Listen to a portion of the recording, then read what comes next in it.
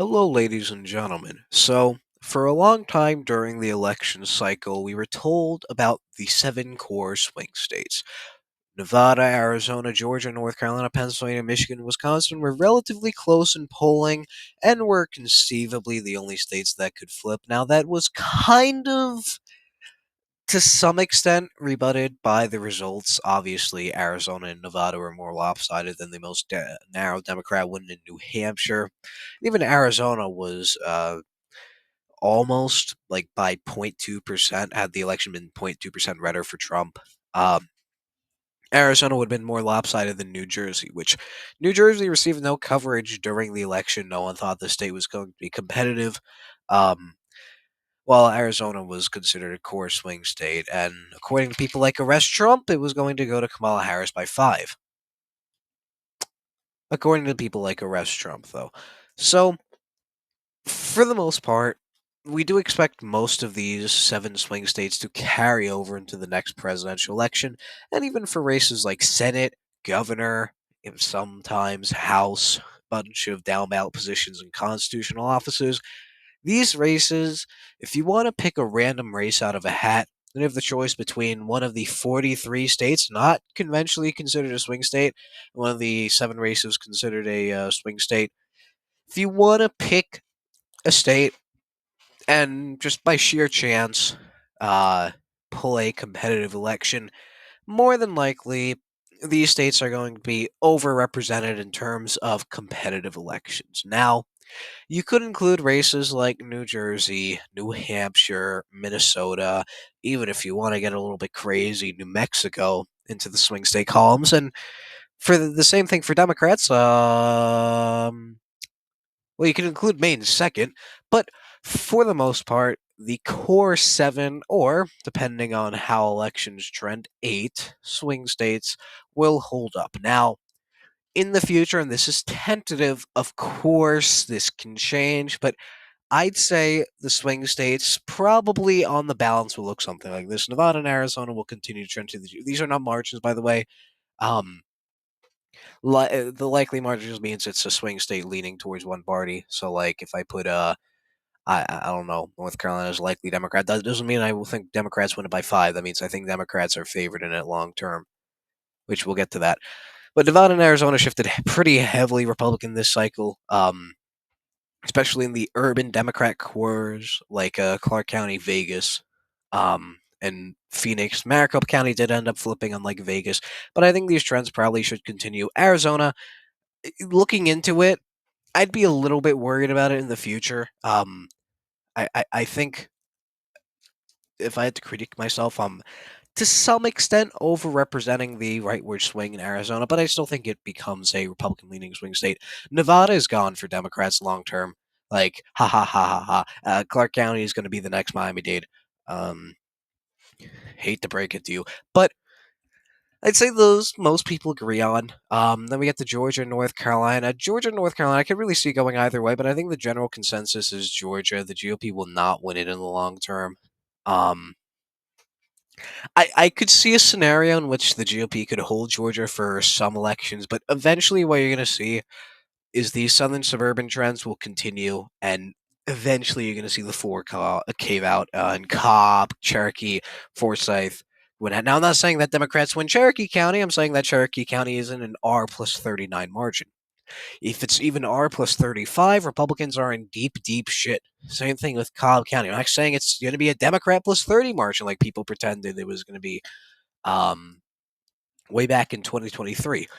But if it hits D plus 20, you're in some deep shit. Now, for now, these southern suburban trends can be staved off. Even if like Henry County shifts another 10 points, there's really not that many votes there. But eventually, I do think the GOP will be screwed in Georgia as the northern suburbs begin to shift left. It's not going to be a great state for the GOP long term. North Carolina is going to be close. It's a core swing state for a reason. Long term, I don't know who. I'd say I'm less confident in this in Georgia, but I still do think the GOP will be favored in North Carolina long term. You will have these eastern areas continue to shift right, and I really like Orange, Durham, and Wake. I think Democrats are maxed out in. I don't think those shift too much. Mecklenburg and Guilford and Forsyth, you can actually make an argument that the GOP could rebound here. I'm not sure about that, but my argument as to why I don't think this state is going to lean Democrat is right now it's a D plus or it's an R plus 3.2 margin. Democrats are only going to get so much out of these suburban areas, and like most of the shift in Western North Carolina was turnout. Like maybe you can do a little bit better in Buncombe, and then Gaston and Cabarrus you can do better in. But like to some extent, unless the GOP nominates a terrible candidate, like you saw for some down ballot offices, most of those down ballot offices the GOP nominated fine slate, but Robinson dragged them down. But these margins in these exurban rural counties are going to hold. And as long as you don't completely collapse in these urban suburban counties, which I don't think the GOP will do, these favorable trends in the eastern portion of the state will eventually push it into your column. So for now, I'd say it's probably going to be a little bit Republican leaning. Wisconsin, I think the suburbs are a time bomb for the GOP here. And while I do think if the GOP were competent long term, it will have the best like the GOP could have a very good performance in Wisconsin long term. Like these rural areas are shifting heavily Republican, and like these rural areas are not maxed at all. Like a 19-point win marathon is not maxed. A 17-point win in Pierce is nowhere near maxed. You do see a lot of ancestral Democrats holding on in these rural areas. I I think long term you can flip these, but for now, like this isn't 100 years down the line. Um, but like I, I just think eventually these trends in the WoW counties, and it's going to extend to places like Milwaukee, Dane, and a lot of this eastern coast of the state. I think that'll push the state back into Democrat hands long term. Obviously, if Vance wins the popular vote, whoever the Republican nominee is in 2028, if they win the popular vote by like more than two, or even more than one, they'll probably win Wisconsin. Like a Trump margin, you'll hold on to Wisconsin even if it's narrow. Um, you really shouldn't. You shouldn't end up losing it unless it's a neutral popular vote, which is kind of what this is tracking to be. And now we have these two remaining states, 252 to 252, which means whichever party wins the bigger one wins the election. But Michigan, it's a conciliatory prize for the GOP, but I do think they have a lot of potential here long term. The Michigan GOP has shown itself as somewhat competent, and like Wisconsin, these rural areas are not maxed. Now, I will admit Wisconsin and Michigan rural areas, and what we'll talk about next, Pennsylvania rural areas are not the same. These are not demographically the same. These are not economically the same. These are not educationally the same. These are not culturally the same. I'm not saying the Wisconsin rules are the exact same as Michigan rules, are the exact same as Pennsylvania rules, are the exact same as Ohio rules. That's not what I'm saying. But what I'm saying is that pushing your margin higher in a county that is R plus 33 is much easier than in a county that's R plus 53. Uh, and just by virtue of population change and the fact that these rules did end up shifting pretty heavily Republican, um, unlike Wisconsin, where really you didn't see this shift across the entire state. In Wisconsin, you saw it in like the corners of the state, um, where there's not as many votes as these Michigan rules, but I think these are much more sustainable trends. Plus, you also, and you could say that this was partially due to Gaza. It was partially due to Muslims flipping Republican. That's not it. That's not a 9 point shift in the county. If you go to the extremely detailed map, which I don't actually think the New York Times shows anymore, um, but if you go there, you can see that it's not just Hamtramck and Dearborn that shifted Republican. It was the rest of the county, and I think that Wayne County is a ticking time bomb for Democrats. And as long as you can do slightly better in Wayne County, you can win the state. There really is no like these Midwestern swing states, for the most part, have two big counties that Democrats can get votes from. Wisconsin, you have Dane and Milwaukee, two big vote sinks for them. Ohio doesn't really fit into it, but if you wanted to fit Ohio into it, Hamilton County isn't as big as a place like Franklin or Cuyahoga. You have those two big vote sinks for Democrats. Pennsylvania, you have Philadelphia and the Philadelphia metropolitan area, and you have Allegheny County. Michigan, I mean, you could say Grand Rapids, Kalamazoo, but those pale in comparison compared to Wayne County. Like the Democrat strategy in Michigan is all in on Wayne County, all in on the Detroit metropolitan area. There's a massive amount of Republican votes in these areas that you can improve in. So Democrats are actively trying to push the margin higher in Wayne County. Unlike in a state like Wisconsin, where you can rely on chipping away Republican margins in the suburbs. Or if you have a bad night in Milwaukee, you can have a good night in Dayton. That's not the case for Democrats. It's all in on Wayne County. And I think long term, that's not a sustainable strategy. But then Pennsylvania. Pennsylvania is a weird state because we have a lot of GOP investment into the idea of make Pennsylvania the new Ohio or make Pennsylvania the new Florida. And I could see a path for that. Was the most Republican leaning of these three core Rust Belt swing states. Um, Trump did pretty good in the Sun Belt, so you know, had the Sun Belt not really, especially places like Arizona, been completely uncontested for Trump, had Kamala Harris invest in places like Georgia, North Carolina, and Arizona as much as he invested in Pennsylvania. Pennsylvania might have even voted to the right of some of those states, like Georgia, and also you can talk about how Democrats counted illegal ballots in, especially Bucks County, but we'll set that aside. Like Georgia was not that much more Republican than Pennsylvania. It was R plus 2.2. Pennsylvania was R plus 1.7. You really saw the gap between these two states decrease a little bit. Um, I, I Pennsylvania, I think it's the quintessential battleground state in the future, and I've gone back on this before. Um, each of these three swing states are very important. I said it was Wisconsin that was one. Wisconsin Supreme Court was coming up, but especially after that, and especially looking into some of these suburban trends, Pennsylvania, this idea that Pennsylvania will just gradually drift into being a Republican state, like, oh yeah, we'll win Pennsylvania, but we'll lose North Carolina, and this will be the electoral map of the future. That's not what's going to happen. Um, just this idea that Pennsylvania is just inevitably going to become a Republican state is not based in fact. Um, so this was the shift in 2024. You saw a lot of these rural areas along the Ohio border shift Republican. That's expected. These are very Trumpian areas, very working class.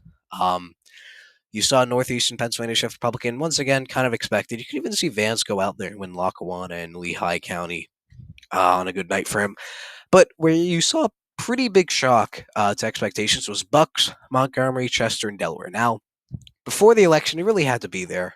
Um, you had a lot of people saying, like, Pennsylvania, Donald Trump has no chance at winning it just because the suburbs will continue to trend Democrat. And perhaps if you got 6 point shifts out of there for Kamala Harris, like Biden got in 2020, I don't think Trump could have won Pennsylvania if he had Chester County shift 7.7 points Democrat, Delaware 4.5, Montgomery 4.9, Bucks 3.6. Trump wouldn't have won Pennsylvania if it weren't for that.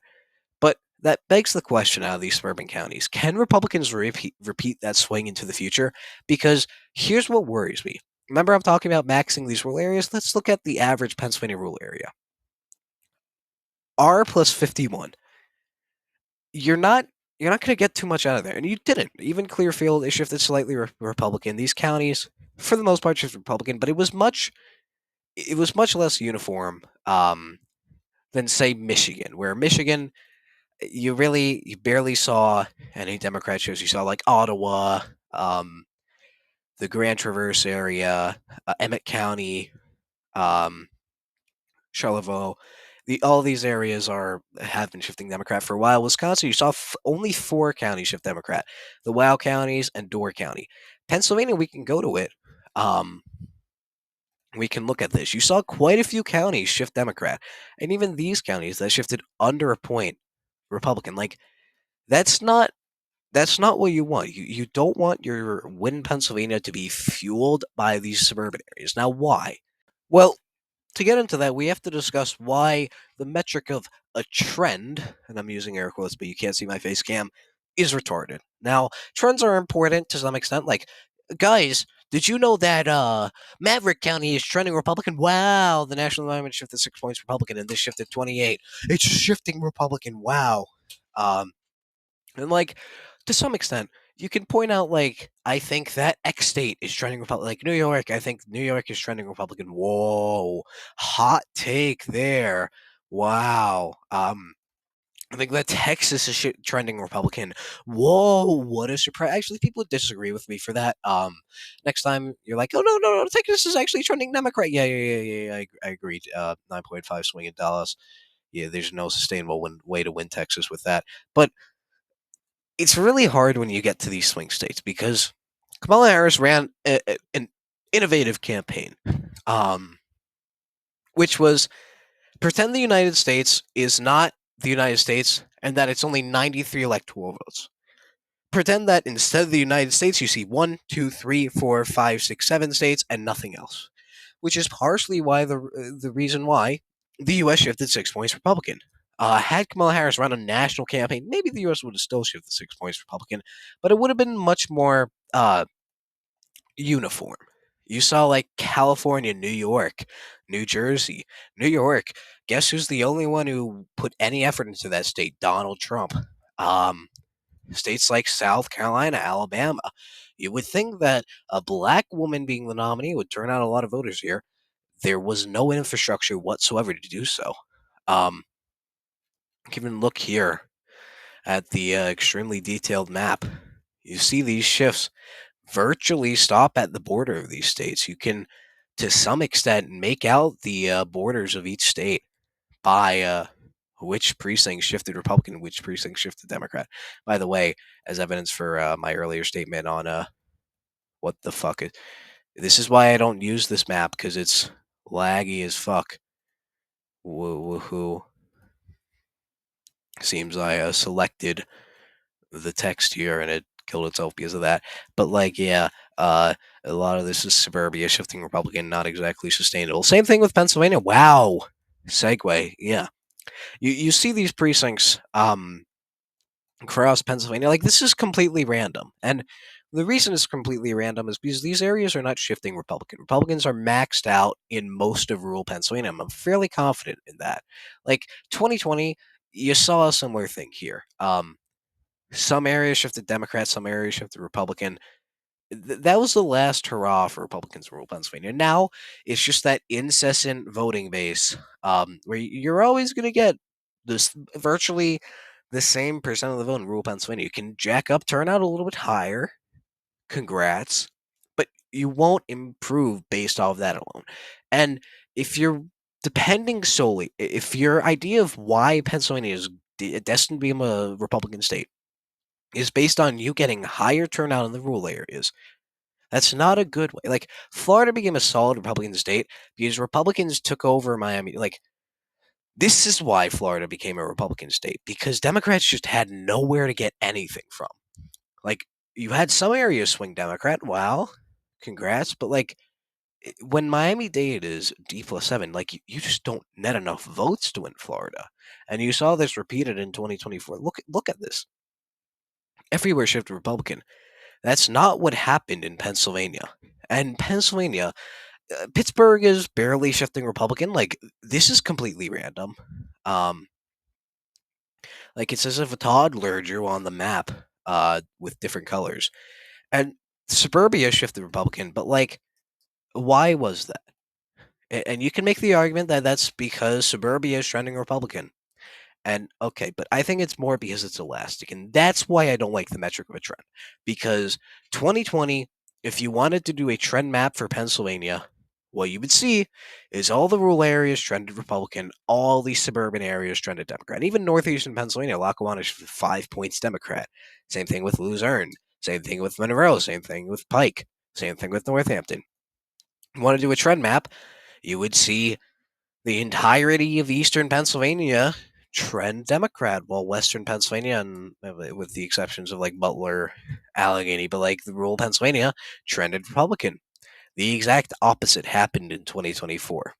And I think northeastern Pennsylvania is more concrete because most of the shift was because Biden was, or most of this shift was because Biden was on the ticket. This, I think, to some extent, Republicans will continue. We even saw Bob Casey lose a lot of his appeal to northeastern Pennsylvania. Well, he, to some extent, kept his suburban margins. from 2018.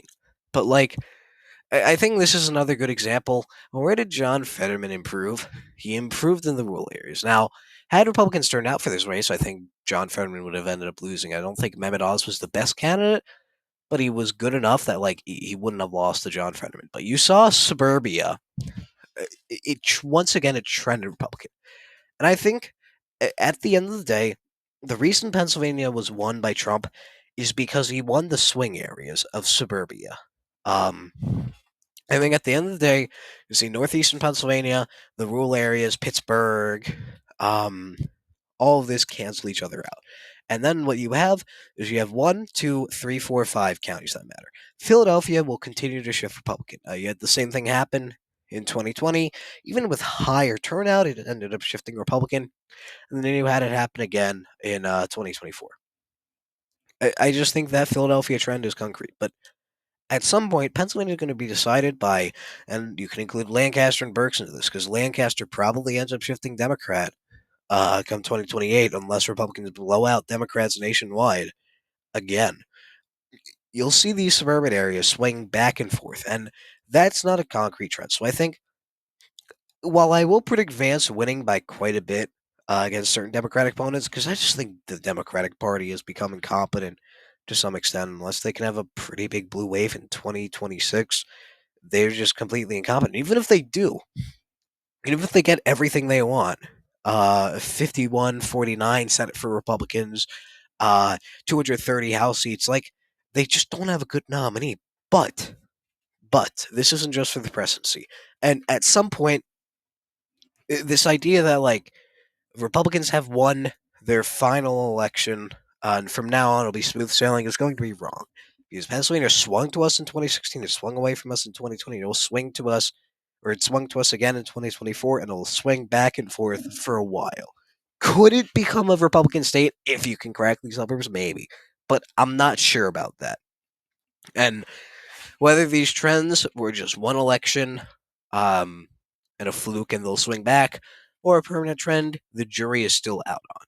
But anyways, if you like this type of content, diving into states, make sure to subscribe, like, comment down below. Eventually, when Luke makes his video on Oklahoma, I might do a debunk to that because it's an R plus 34 state that he says is going to be competitive. Like, oh wow, we lost 0.4% in Tulsa County. We gained in Oklahoma County. Like you even can look at the congressional districts. Like Oklahoma City doesn't even make up an entire congressional district. Neither does Tulsa. Like, oh no, I'm shivering in my bootstraps because we might only win Tulsa by 9 next time. Oh, the humanity. Like, uh, uh, okay. So if you want to stay around for when he indubitably, inevitably releases his video on that, and I take it upon myself to debunk it. Make sure to subscribe for that. I'll do more videos like this. I might do a full video dedicated to why I think Michigan shifts Republican, why I think Wisconsin shifts Democrat, etc., etc.